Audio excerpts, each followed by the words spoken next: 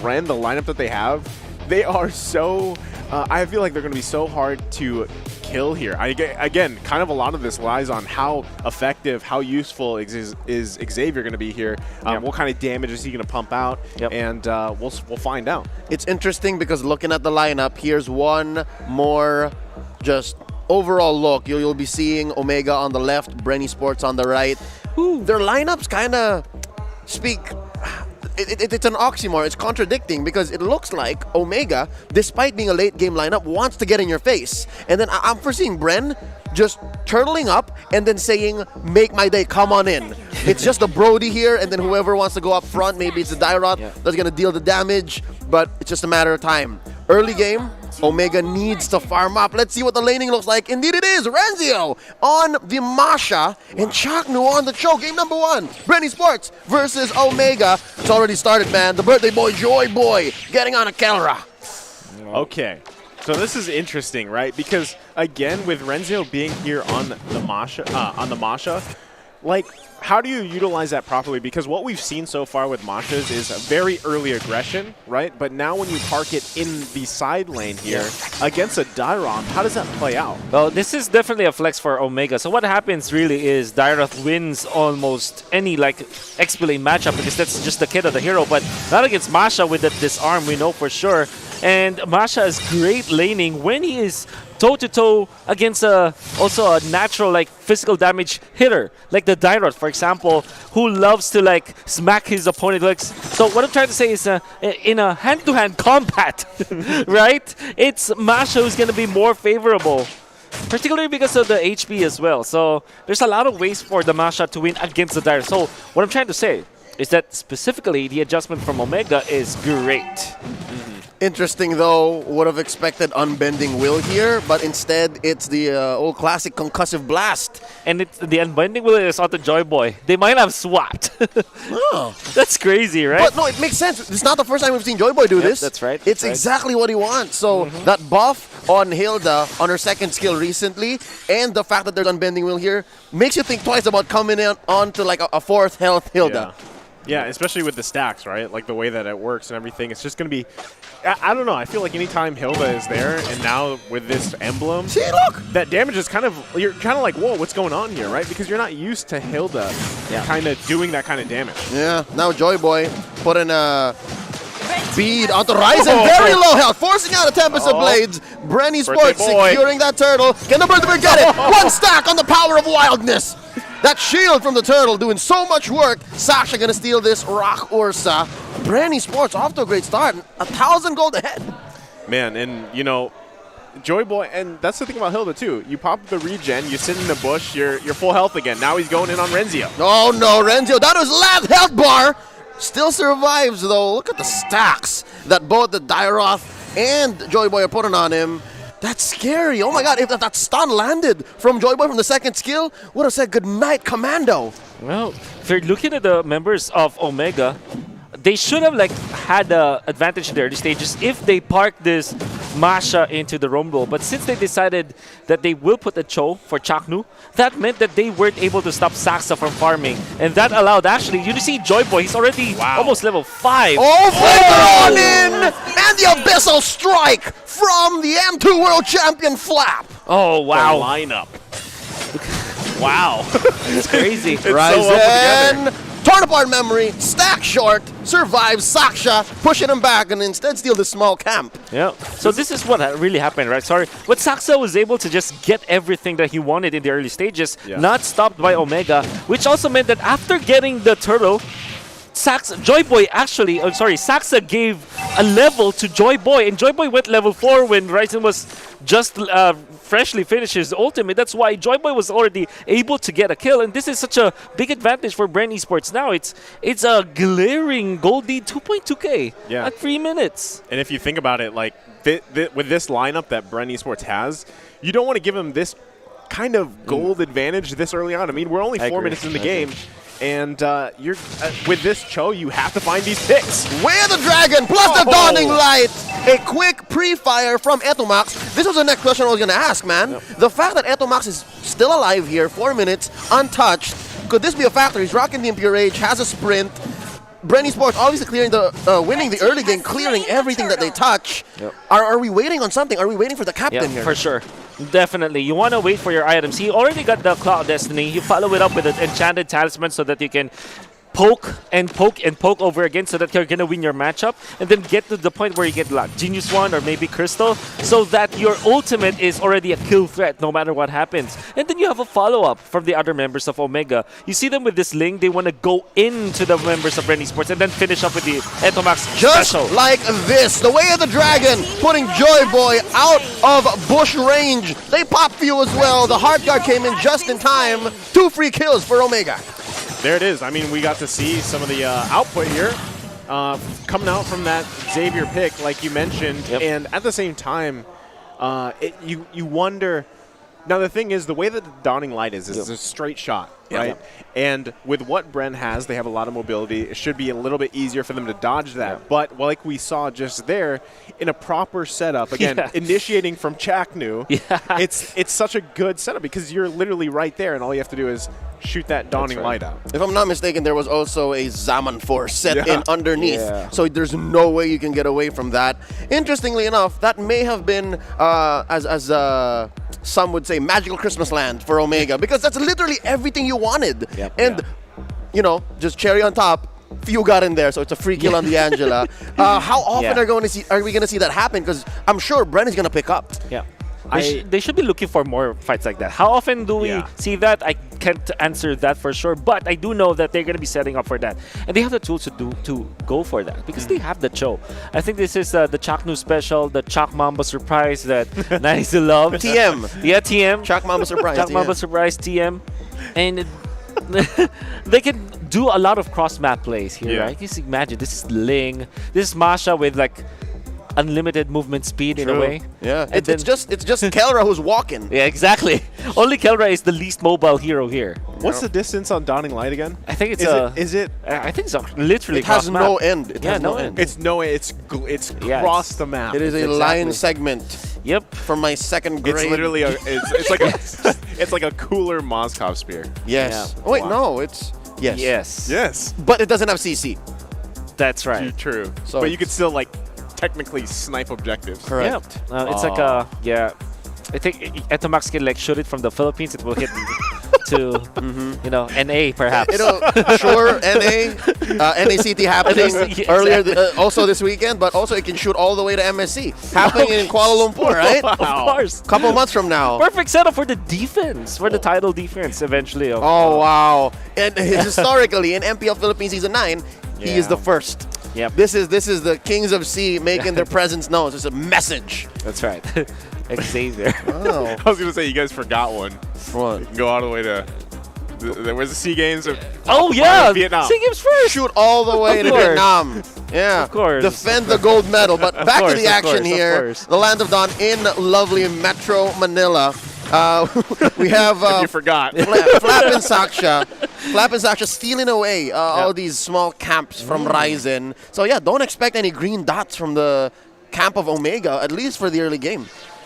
Yeah, I also with Saksa picking up that dominance ice. I mean, that's one thing that Omega has to consider here because the weird thing about Baksha is like Saksa doesn't even have that many kills, but with this comfortable little bit of a gold lead that they have, the itemization for Baksha I feel like really is effective on him early on to the point where it's so hard to basically penetrate through his health, the armor that he has. So that's going to be something again Omega has to consider here.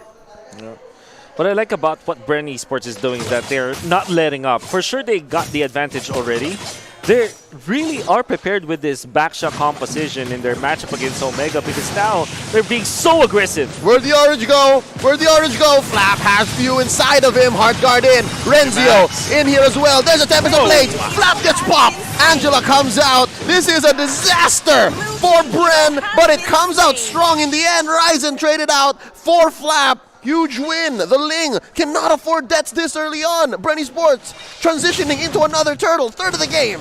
Great play there. I mean, again, like you mentioned, Leo, they trade a jungler here for Flap. They're able to secure perfect turtles. And if you noticed, at Dumax, Little conceal action here. But Etumax, once again, if you look at that little play just a little bit ago, he was bouncing around the edge because he was just waiting for the moment. Exactly. Set up. Here we're going to see it. Dawning Light.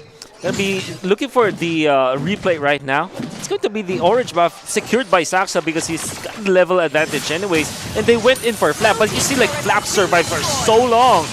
Even up here, the top lane is very tanky. How about we do that again? Flap and Few, the combo, hard guard. Savior, Etumax trying to put in on some CC, but instead they send Omega packing. Bren Sports. Whoa. Wow. Dominating the top lane here. Joyboy gets a catch onto Ryzen, but the CN Finch stays on top of that corner of rock. You can see, again, just like I mentioned earlier, how tanky this tankiness for Bren is just, I mean, it's so hard to get past right now. So it begins! The purple choke! The purple choke! Saksha gives it over to Flap! Wow. Hey, for Bren Sports, it won't matter as much who takes the purple as long as it's not the Ling for Omega.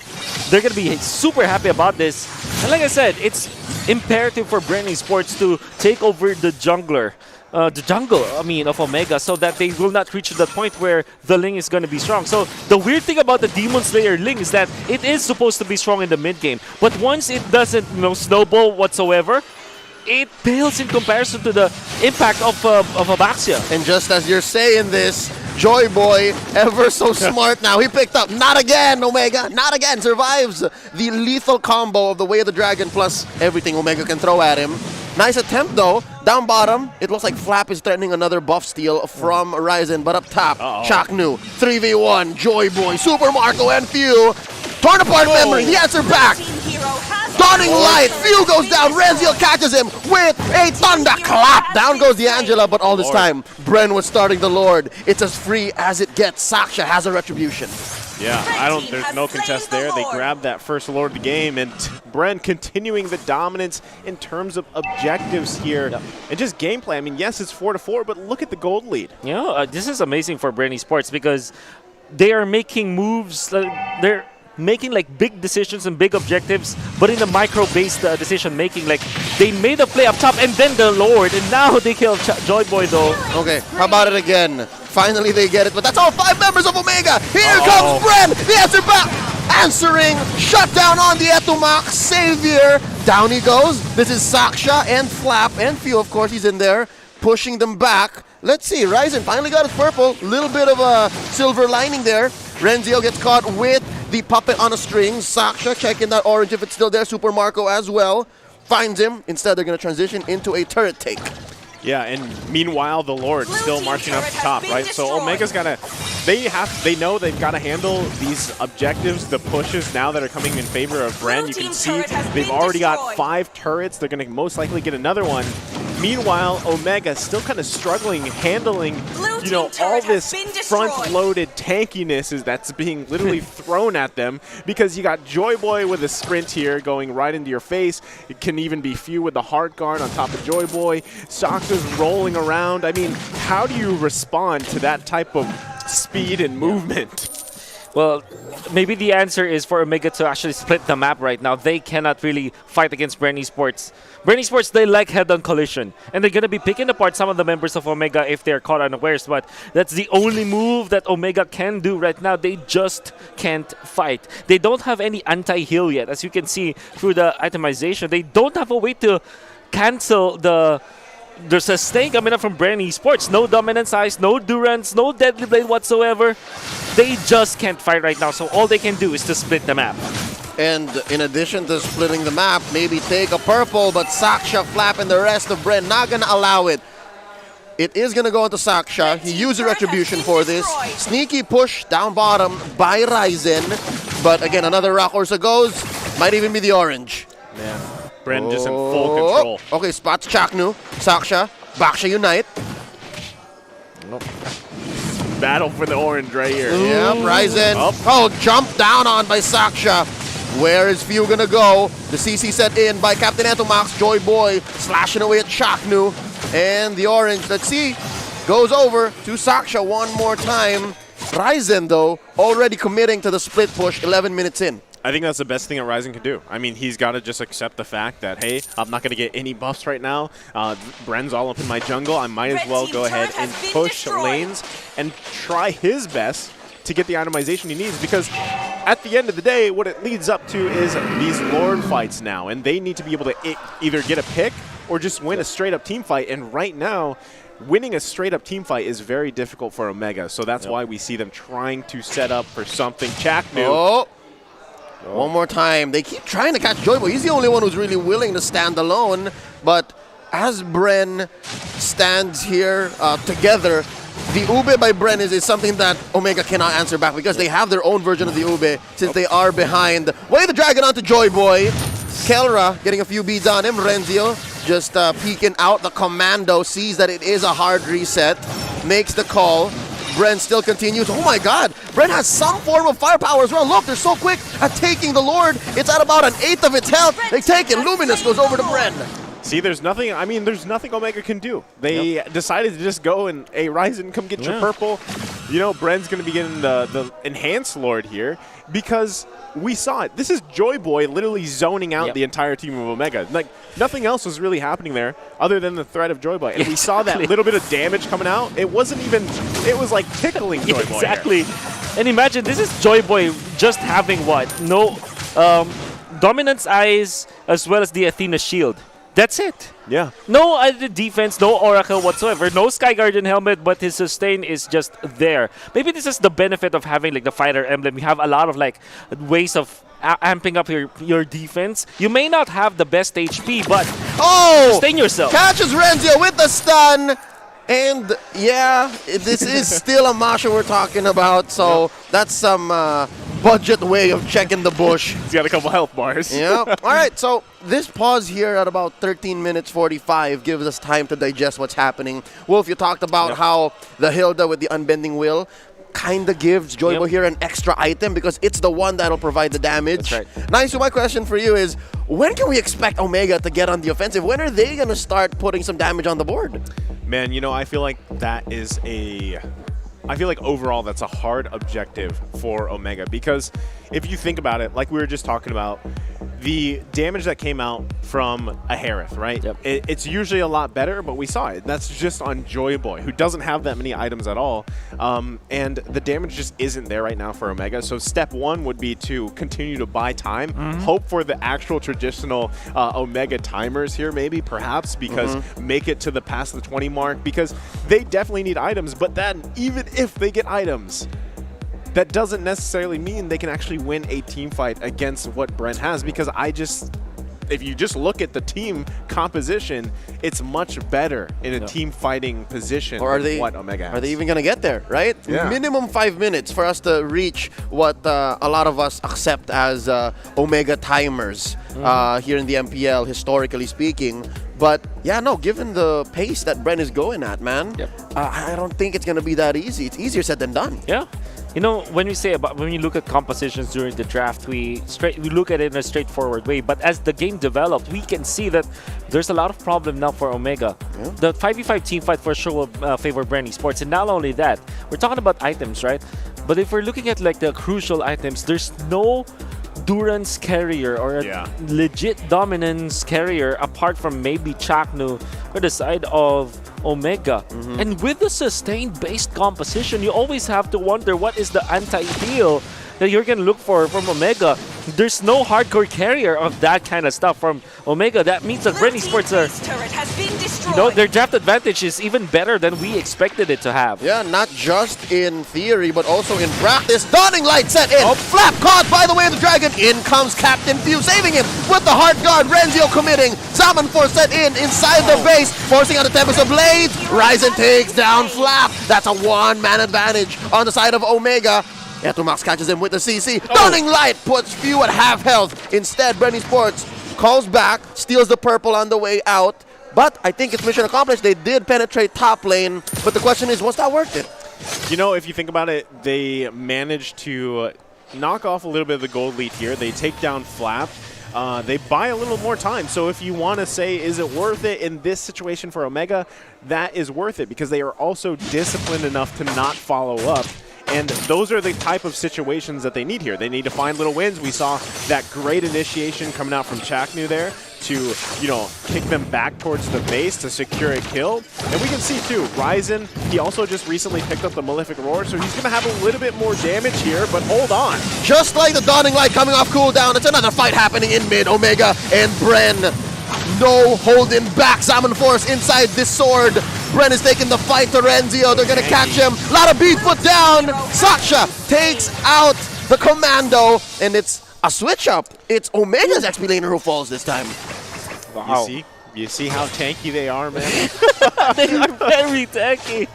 What is this? What is happening? We came to the point where, for sure, the damage scales, but the way Mobile Legends works is that tankiness also scales, right? So there are ways for you to actually mend that. And if we are just looking at the straight-up itemization from teams, and you see Bren Esports are going to be knocking towards the Lord. Yeah. They have the damage right now. They have the power spike in them. Fellas, this is so well orchestrated. Given that Omega's short a man, they can only hope for a Dawning Light to steal this, but it's not going to happen. Third Lord goes over to Bren. Shame, though, it's not the 18-minute Lord. Did you see all those item pickups from Bren, too?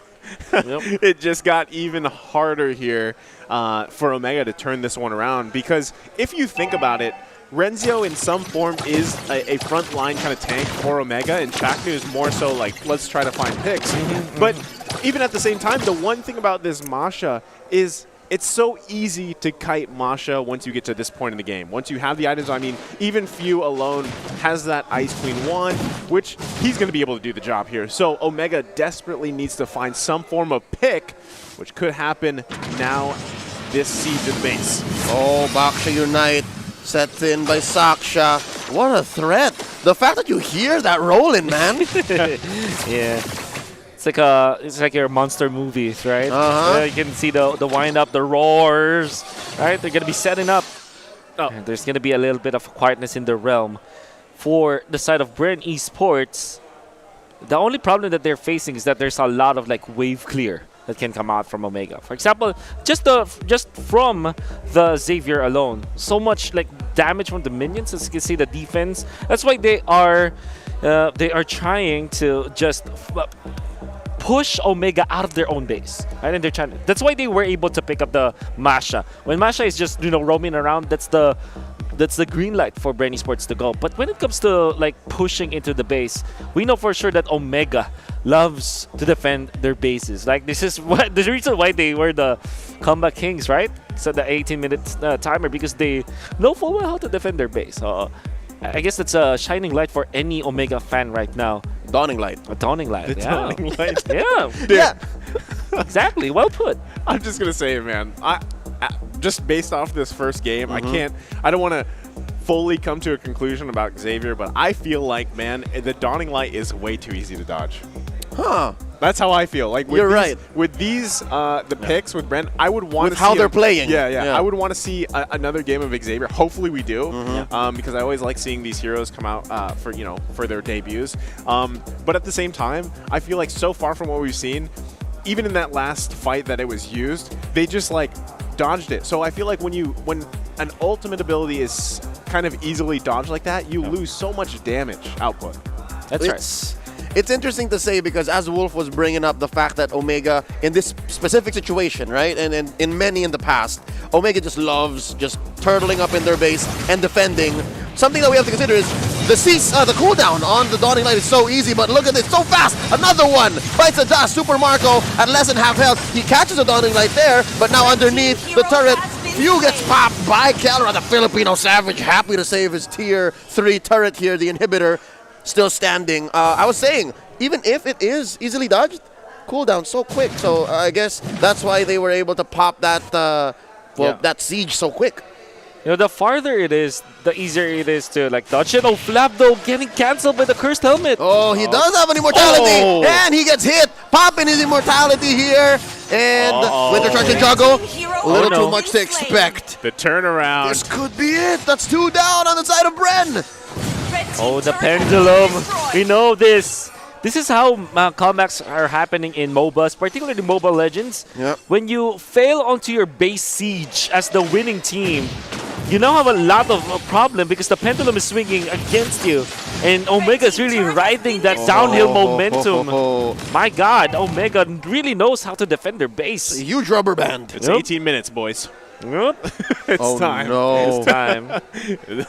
And, you know, it's a good thing you pointed that out, but about the ultimate, it's up now. Yeah. So that is, it's currently around, I would say, like 20-second cooldown. Yeah, that's right. For that ultimate, that Dawning Light. So if now we're talking about the next Lord's going to be the 4th Lord of the game, and I feel like Omega at this point is pretty much to the point, let's see, almost itemizationed out, right? Evenly with Bren here, despite everything. So if they can find a win around this next Lord fight in just about 10 seconds or so, this is going to be swinging once again in Omega's favor. Nice, where they cut that lead in half. Yeah. It's just about 2,000, 3,000, somewhere in the middle. So I would not be surprised if Omega can actually put a threat of stealing this Lord away. And this is the strongest Lord we've seen all game, man. It's at 18 minutes. Yep. He has an extra ability now. That's Great right. push, too. And if you like, Red team turret has been if you're destroyed. Omega, you're gonna be banking on that 18-minute Lord because the Xavier can just rally with the Lord, pop the ultimate, and deal the bonus ability while he's near that Lord area. So this is such an important Lord for the side of Omega. And you see now they're splitting the map. This is gonna be scary. My God, Omega! It's not a meme anymore. It's a signature already. They just transform at 18 minutes. Yeah, you know what feels weird is the fact that it felt like such a dominant game here from Bren, which it was for the beginning of the game. The score, the score was low. The gold advantage was huge, though, in Bren's favor. And now at this point, it seems like it can go anyone's way. Could this be Lord here? Just a bit above half health. Ryzen and Etomax, the main damage dealers. Chaknu and Renzio going in. Way of the Dragon plus the Dawning Light. Flop gets few inside of him. Hard guard in. Plus Kelra, the Filipino Savage, just hopping and skipping in that demon damage dealing. Baby boy got that Zaman Force in. Double kill. There are 3 men left. But there is a kill on Ryzen. Lord still standing. Oh, word vomit aside. Kelra still going in. It's Sasha and Marco. Can they defend? No. This is so difficult. Omega, what happened? The turn around is exactly what happened here, and Omega is not letting up. Oh, Dawning Light set in, and Kelra gets another Zaman Force underneath the base. Ladies and gentlemen, Omega takes game 1. Wow, oh wow. We talked about it, the comeback kings here, buying time, and holy moly. They showed us here exactly why they are called the comeback kings, man. Omega, what a game. I am lost for words.